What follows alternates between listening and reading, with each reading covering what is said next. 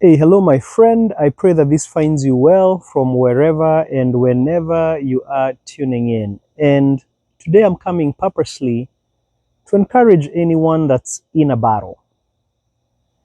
And I'm not speaking as one that is oblivious to the challenges of life. Matter of fact, as I share this, I am facing some battles. Some of them are personal, some of them are on behalf of loved ones. Matter of fact, I just came off the phone with a family member that's battling for their health. But I was so encouraged from that conversation, and actually, that's what inspired me to come and share this post with you today. I once heard a preacher say this statement that faith is not denying the facts, but rather it is acknowledging God who is bigger than the facts. Let me say that again. Faith is not denying the fact of your situation, but it's in believing in a God who is bigger or transcends the fact. And for me, that statement has become very freeing and very helpful in the battles that I face in my own journey.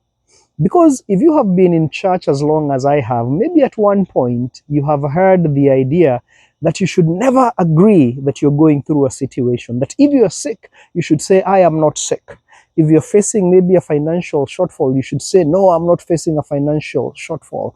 And all that is great, and I understand where they're coming from, but it always provides a contradiction. Because on the one hand, yes, you want to say that, you want to believe that, but you're faced with the reality of your situation.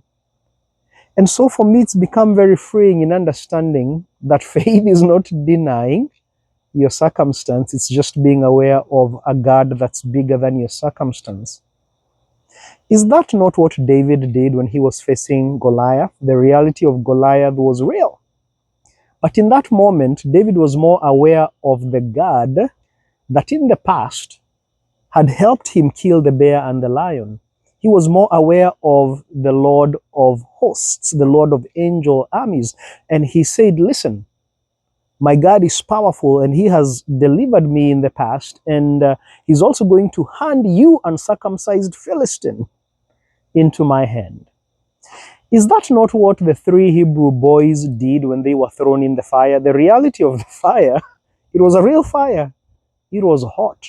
But in that moment, they were more aware of the fourth man in the fire than they were of the fire, and in the ability of the fourth man to rescue them from the fire. Matter of fact, just before they were thrown in, they said, hey, we serve a God that is able to deliver us from the fire. But even if he doesn't, O king, with all due respect, we're not going to do your bidding. We're not going to bow.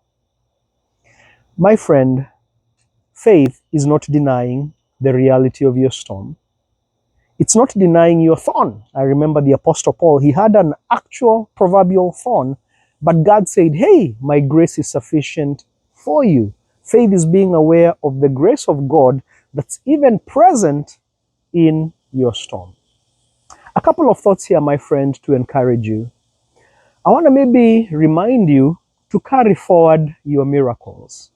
In other words, to look at God's CV, God's resume, God's history with you, God's track record in your life. If you are like me, you can see evidence of time and time again when God has actually fought your battles and brought you through many storms. I remember an account in the Gospels when Jesus was kind of scolding his disciples for doubting, and he said, hey, how long shall I be with you? O ye of little faith. In other words, Jesus was saying, guys, look at my track record and everything that I have already done in way of miracles. Why are you still doubting? And hey, a lot of times I'm like those disciples. I've seen God do so many things in my life. Yet sometimes when we are in the thick of things, sometimes that giant is so loud and in your face that that's all we see. And we forget God's past faithfulness. I want to encourage you that God is also faithful, not just in the past, but even in the storm, like in the case of Paul, when he said, yes, you have this thorn, but my grace will be sufficient for you, even with the storm. I mean, right now I'm filming this. It's early morning. It's about 5 a.m. As you can see, it's still dark. But if maybe you can look right here, maybe you can see those two stars. Evidence of light, even in the darkness. The light of God's presence. The light of God's power. The light of God's purpose. The light of God's love for you. He is present. His grace is sufficient for you, even in the storm. My friend, I want to leave you with one last idea. In the book of James, it says that weeping may endure for the night, but joy comes in the morning. If I am to shoot this same video in a couple of hours, the backdrop is going to look quite different because the sun will have risen. Your storm will not last forever. The light of the sun, S-O-N, will break forth and transcend that darkness one way or the other. In conclusion, my friend, I want to leave you with a quote that I was talking with my dad, and he's the one who's kind of battling a health challenge. And he said something that encouraged me. This is a Kenyanism. In other words, it's a Kenyan saying. We have a saying that goes like, hakuna mkate ngumu mbele ya chai.